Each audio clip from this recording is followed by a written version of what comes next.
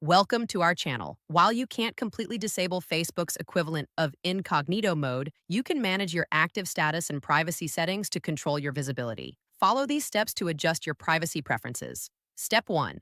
Open the Facebook app on your mobile device or visit facebook.com on your computer and log into your account. Step 2.